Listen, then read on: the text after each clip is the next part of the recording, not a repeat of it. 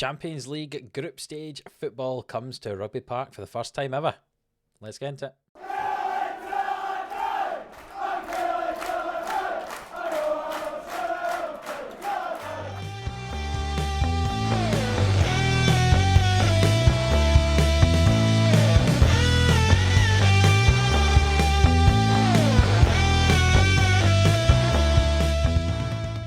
Hello and welcome on into the 11am Sports YouTube channel, here for the Killie boys on Football Manager 21.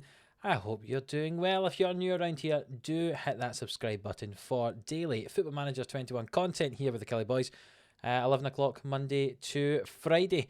Last time out, we played against Basel, both legs of that Champions League Champions Path playoff round, and we won 2-0 and 1-0. And that resulted in us qualifying for the Champions League, where we've got a group with Man United, Wolfsburg and Ajax. And that's today's first game, is the game against Ajax in that. But first of all, I will tell you what we did in between the two episodes we've had there. And the answer is we played two games. We played two games in the league. We beat Wraith 1-0, who are one of the teams who got promoted last season. I wish we'd done better, but it was not a good performance from us. And then we lost to St Mirren 2-1. And again, not the greatest of performance. Some good performances from some players, but all in all, was not great.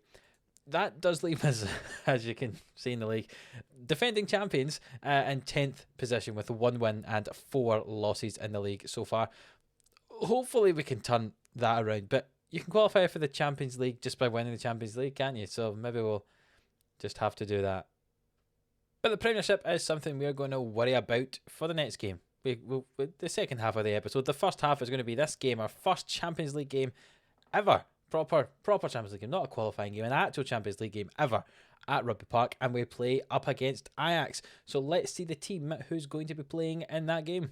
But before we do that, I have a signing to tell you about. Roman Buchart here, the Englishman, 20 years of age, plays on the wings. You can see 3.5-star ability, some nice physical stats there, nice mentals and not bad technicals either.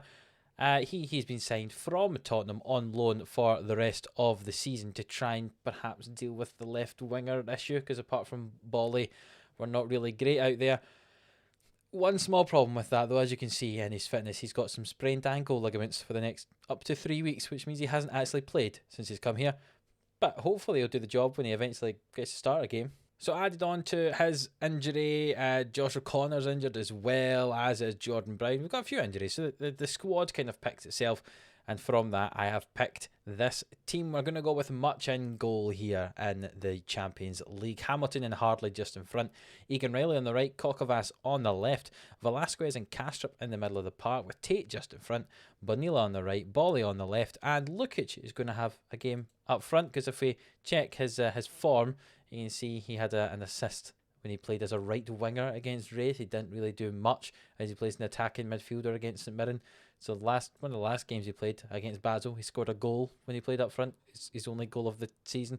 So hopefully he can score again. Maybe Europe's the only time he scores goals. As you can see from the whole team, we're fairly short of goals. Tizong just above my head, I'll just scroll it down so you can see he scored 2 goals, and the rest of the goals you can see in the team: Jens Kastrup with 2, Bonilla with 1, and Bolly and Lukic with 1.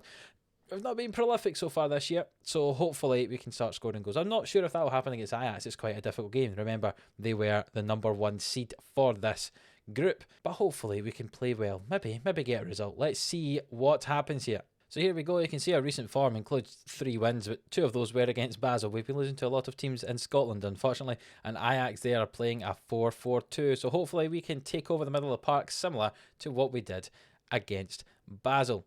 Let's see. First highlight of the game, throw in from Egan Riley. The ball comes to Velasquez here, and what's he going to do with it? He finds Egan Riley again, back to Velasquez. Some nice passing football, but maybe do something with it. The ball swung in, and it's headed away by Ajax. Can Velasquez win it? He tries, but eventually Ajax come away with the ball, and Mariano up front there. Maybe we can hope this. Chanaloglu on the left-hand side into Mariano. It's blocked by Egan Riley, and Velasquez comes away with the ball and finds Bonilla and Tate. And could this be a breakaway? It looks like it is. Dylan Tate driving right at the middle of the park there.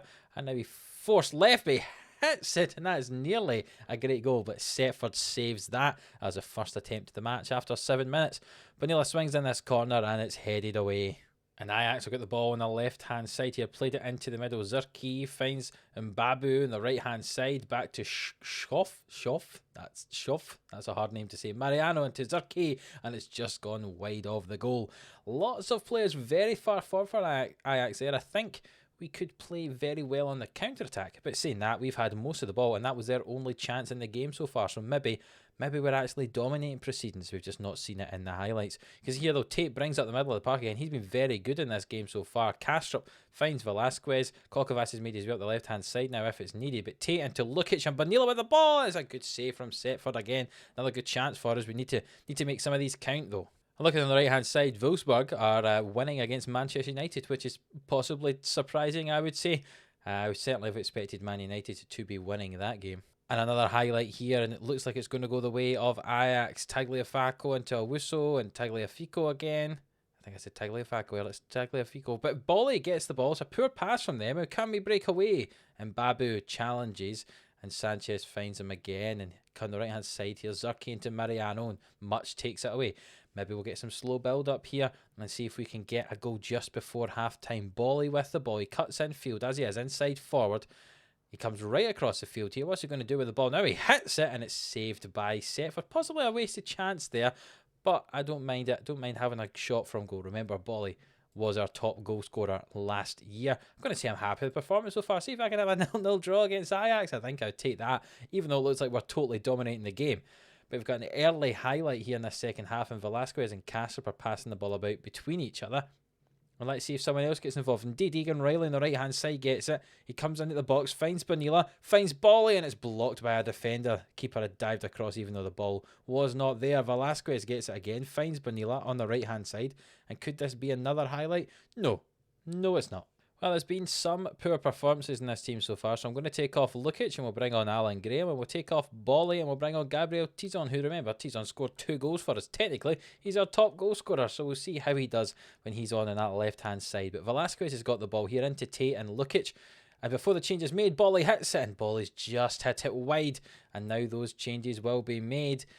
And Man United have just drawn back 1-1, as you can see on the screen there. Man United now 2-1 up, winning the game as we expected they would be. And there's again some poor performances all around here. Jens Kastrup's not playing well. Bring on Robbie Burton for him and give Velasquez the box-to-box role and let Burton play as that deep-line playmaker. I'm going to demand more from the entire team, and we're going to switch to attacking for the last 5 minutes here. See if we can get a goal. We've dominated proceedings, but unfortunately not won the game. But there is a free kick right at the end of the game. Bonilla to hit it.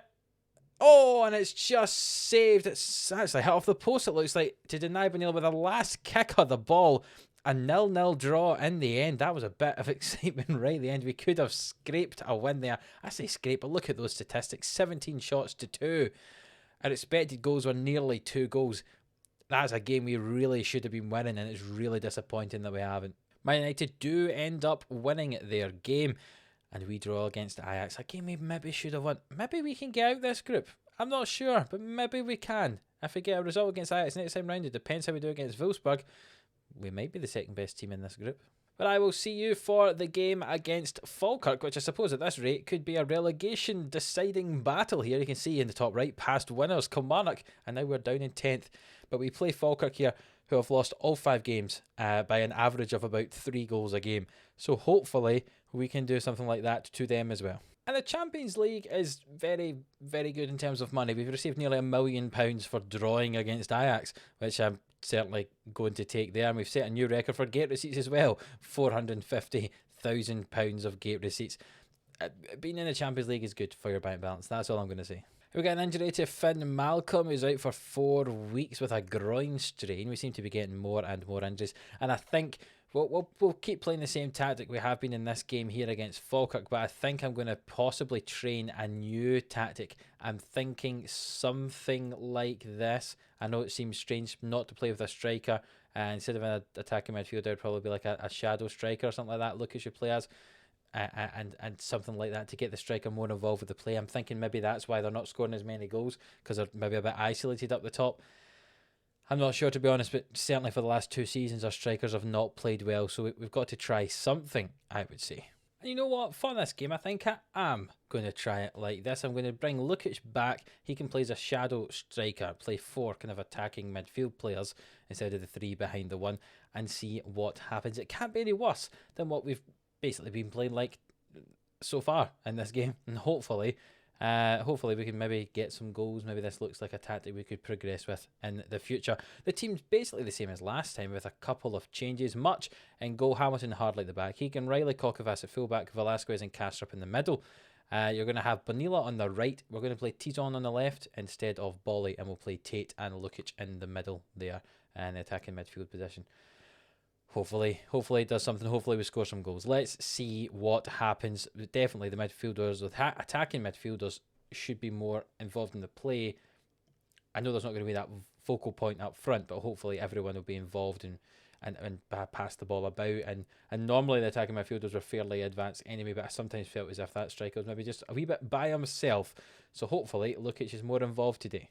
That's the hypothesis anyway, so we'll see how we do in this game against bottom of the table Falkirk. And the first highlight of the game looks like it could be a Falkirk one. Disappointingly, Butcher finds... Oh, he almost found Black, but Tate gets the ball instead, and he comes forward, and he finds Bonilla, and Bonilla comes down the right, and will he hit it? No, he gets challenged by Rice. He goes back on himself, he finds Lukic, and Lukic scores a goal, and am I a genius, or am I a genius? Is this tactic going to work? Who knows if it's going to work, but I could be a genius. Lukic much more involved. I know we don't have that focal point up there, but Bonilla drives forward with the ball, eventually gets forced out, forces 3 men onto him. Lukic gets the ball from the middle there, and a nice finish into the bottom corner, and it's 1-0 to Kilmarnock. Lukic with the goal, and now we've got Luis Fernando Bonilla being injured. Fantastic, just what we want. Can we move Tizong to the right? He's not quite as good out there. Is Bolly good on the right as he is on the left? Yes, remember Bolly played a bit on the right. Excuse me, a little bit on the right last season. So we will play him out there and keep Tizon on the left. Typical. As soon as Bonilla does that lovely bit, he goes and gets himself injured. What is it? Potential foot injury. I would suggest it was a definite foot injury if he has to come off, to be honest. But we are up 1-0 after that Lukic goal.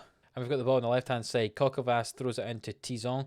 And what's he going to do? He gets challenged by Kerr, and the ball's played forward, but hardly collects it. And what's he going to do with the ball? Finds Kastrup in the middle, and Kokavas, and Hardley, and Kastrup, and Tate. And you can see Tate and Lukic are pushed onto the defenders there, and Tate gets the goal as well. Maybe this is the tactic to go with the 2 attacking midfield players, and they end up pushing forward. You can see in the build-up here, good goal from Tate, but you can see that our 2 attacking midfielders are pushing onto their centre-backs, which is kind of what we want to happen, and Tate gets that ball there and goes through. Maybe they're not playing kind of one behind the other. They're actually both pushed on. Similar to our tactic in the early days when we played with 2 strikers, but with them being 2 attacking midfielders, they'll come back as well when you have to defend, and we'll defend in more numbers, not leaving 2 up front. I'm pleased with how that's going, and hopefully we perform just as well in the second half. And Much with the ball here, finds Hamilton. Nice short pass. We play out from the back. I do like playing nice possession-based football, but if we can play quickly with the possession, I like that as well. Tizon finds Kokavas. It's overlapping. It's exactly what we want the fullbacks to do. Finds Tate, who's moved into that channel. Finds Lukic nearly with a cross, but not quite. And the ball's cleared away. Mitchell with the ball now. He gets past Kokavas. Kokavas tries to come back, and so is Kastrup there, but Mitchell gets past him. The ball swung in by Back and Stewart, and they've scored a goal, which is not ideal. I don't know if I said Black earlier, but it's actually Back is the boy's surname. A good ball in from him, and Stewart heads it, beating our defender to it, unfortunately. Hopefully we don't concede any more back with a first-time cross in, and Stewart beats Hamilton to it. It does look like he has a few inches on him anyway, to be honest, and Much can't keep the ball out. 2-1 Kilmarnock. And we've got a free kick here on the right-hand side. Egan Riley with the ball now, and Velasquez, and can we get the ball forward? Hamilton with it. Can he play a nice ball in behind the defence?